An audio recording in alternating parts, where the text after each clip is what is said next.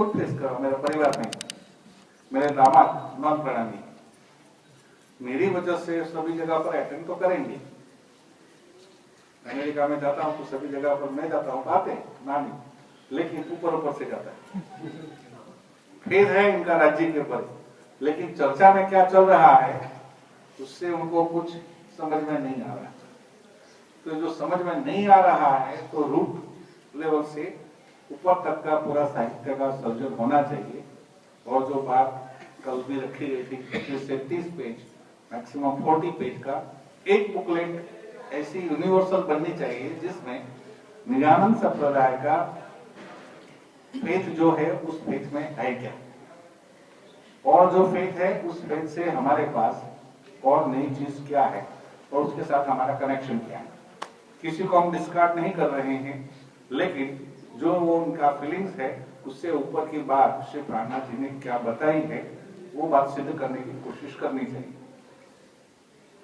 और ऐसे ही बच्चों के लिए भी लिटरेचर तैयार होना चाहिए, जिसके लिए मैं कई साल से प्रेरित कर रहा हूं, पता नहीं लेकिन उसके लिए टाइम नहीं निकल रहा है या जो भी हो रहा है।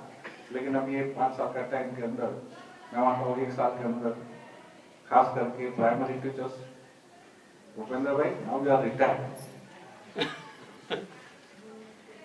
और ये जिम्मेवारी आप उठाओ। आप इतनी सेवा भी कर रहे हो, बहुत आध्यात्मिक रूप से भी पूरे भरे पड़े हो, सरकार से भी काफी कुछ लिया है, परिवार में भी पूरा परिवार इतना डेडिकेट था। तो मैं चाहता हूं कि इस साहित्य का रचना में भूपेंद्र भाई और रमेश बोलो श्री प्राण ये दोनों मिलकर आगे और लोगों के लिए बढ़ाए। बाकी ऊपर का लेवल का जो साहित्य है उसके लिए हम सोचते हैं कि हमारा लिटरेचर ऐसा किसी के और के पास लिखवाना चाहता, तो उसके लिए जो पैसा चाहिए वो पैसा भी मेरे दिल में आता है कि मैं सब कुछ निछावर करूं उसके लिए। लेकिन जो इंटरनेशनली जिसका फेम हो, जो आध्यात्मिक फिलोसॉफी को लिखता है और उनका प्रकाशन भी इंटरनेशनल लेवल पर जो बड़ी कंपनियां जो प्रकाशन कर रही है पब्लिशर्स है, जैसे मैकमिलन कंपनी और ऐसी कंपनी कि जिनका बुक्स का कॉपी 1000 में नहीं जाती। ये बड़ौदा आश्रम हो या राजन स्वामी जी का आश्रम हो या रतनपुरी आश्रम हो, हम 1000 कॉपी छपवाते तो 10 साल तक चलती है। 1000 कॉपी 10 साल में निकलती है, तो इसमें तो कुछ प्रचार प्रसार होगा ही नहीं। लेकिन वो लोग जो छापते हैं तो मिलियंस ऑफ कॉपी जाती है, गारंटेड। मैकमिलन कंपनी का नाम पड़ा या इस ऑथर का नाम पड़ा तो मिनिमम 10 लाख कॉपी तो ऐसे ही चली जाएगी। तो ऐसे ऑथर को हमें पकड़ने की सोच रहे हैं और उसके लिए संपर्क करने के लिए जो करना पड़े वो फॉरेन में बैठ के आपको करना पड़ेगा।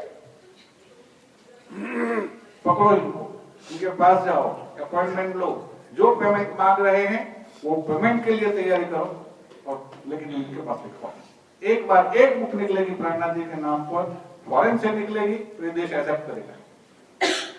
आज तक हुआ ही भी ऐसा है, किसी को भी रिकॉग्नाइजेशन मिला है तो प्रदेश से जो रिकॉग्निशन मिला है फिर बाद में यहाँ उसको ऊपर उठा लेते हैं। रविंद्रनाथ टैगोर को नोबेल पारितोषिक मिला, लेकिन बंगाल में कोई नहीं जानता है। महात्मा गांधी को बाहर से ज्यादा रिकॉग्नाइजेशन मिला था कि हमारी पब्लिक नहीं कर सकती है। विवेकानंद अमेरिका गए तो हमने एक्सेप्ट कर लिया। इस्कॉन वाले भी प्रदेश से आए। डेलहाउसी स्क्वायर कलकत्ता में 8 लोगों को पूज्यपाद जो रील थे उन्होंने 8 लोग साथ में आए।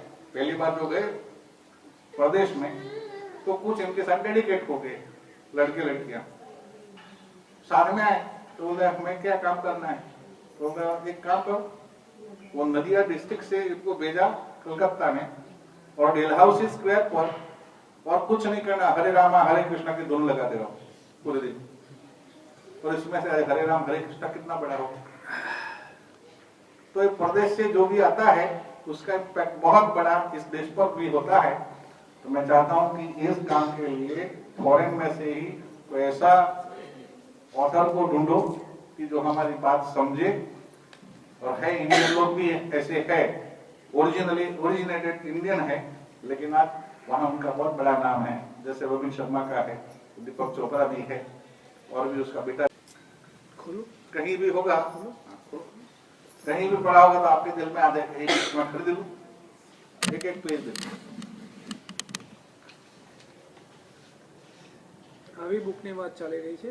આવી નાની નાની બુકો આકર્ષક, ગ્લોસી અને મોટા ભમેડા જેવા અક્ષરો.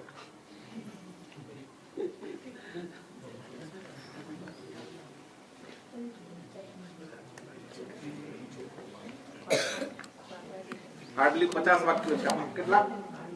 આમાં 50 વાક્યો છે.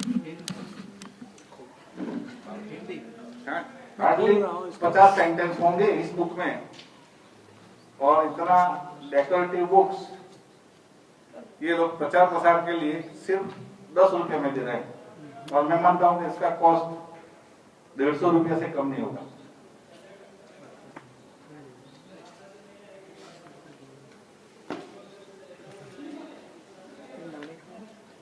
એક નોટ છે સભી લખ્યું છે.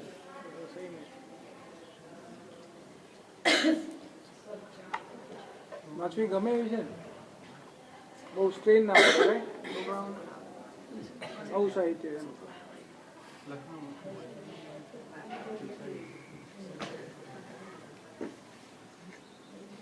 નાની કે પ્રેયર્સ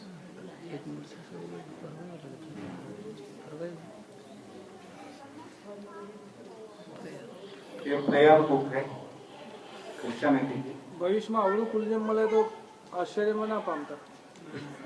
मैंने सुबह में महाराज विंध्याचल जी को बोला कि मैं आपका खूब खूब आभारी हूँ. मालूम है क्यों? छोटा वर्जन उन्होंने कुलजम स्वरूप का बनाया. सबसे पहले पोर्टेबल स्वरूप साहब महाराज विंध्याचल जी ने छापा है, जो मेरे लिए आज बहुत हैंडी हो गया है. इतना बड़ा दरदार ग्रंथ छपाने से क्या होता है, उसको एक रेल लाओ, उसके लिए गादी लाओ, उसके ऊपर रुमाल डालो और फिर पढ़ो. उतने में आपका पढ़ने का जो मूड होता है वो ये हैंडी होना चाहिए. इसको पवित्र भाव, पूज्य भाव से देखो, लेकिन जब आप पढ़ोगे तो पूज्य रहेगा कि रुमाल के अंदर ही पूज्य रह जाएगा. पढ़ना चाहिए. और अमेरिका, कनाडा के अंदर ये साइज की बाइबल हर एक होटल के ड्रॉवर्स में होती है. जहाँ अच्छे बुरे सब लोग आते हैं. अच्छे बुरे सब लोग आते हैं. और कई लोग इसके पीछे ये लोग ये भी चलाते हैं वेबसाइट. इसमें लिखते हैं कि भाई मैं आज दारू पीने वाला था, क्लब में जाने वाला था, लेकिन मैंने बुक पढ़ा और मैंने अपना निश्चय बदल दिया. Life changing incidents. तो ये भी एक है. ये 365 दिन का 365 प्रेयर परमात्मा को कैसे करना चाहिए, क्या करना चाहिए, उसमें हर एक विषय है. आप दुखी हो गए हो, आपके अंदर डिप्रेशन आ गया है, आपका फैमिली में डिस्प्यूट्स है, आपका ये है वो है, दुनिया भर के सब कुछ दुख दर्द जो है उसके विषय में भी. Time of 1 minute prayer for man, पुरुष के लिए, ऐसे स्त्रियों के लिए भी वो लोग ने बनाई है, ऐसे बच्चियों के लिए, जैसे छोटी बच्ची है तो वो प्रार्थना क्या करेगी, वो परमात्मा को यही प्रार्थना करेगी, मैं 1 minute prayer for man.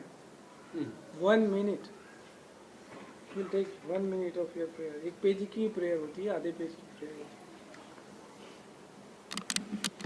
ऐसा कुछ लिटरेचर होना चाहिए कि जो लोगों को अट्रैक्ट करे. और साहित्य में सुशांत जी का रोल फाइनल जो भी लिख के आवे उसको देखने का रहेगा.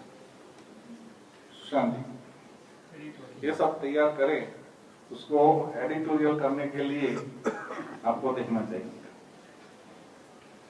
काम ये लोग करें और आप भी थॉट्स दो इनको कि क्या करना चाहिए और कैसे लिखना चाहिए और कौन सी बात छूट नहीं जानी चाहिए, ये बात भी आप कराओ. लेकिन ये मेनली जो काम करेंगे अभी फर्स्ट वर्क जो है वो बच्चों के लेवल का लिटरेचर की बात चल रही है.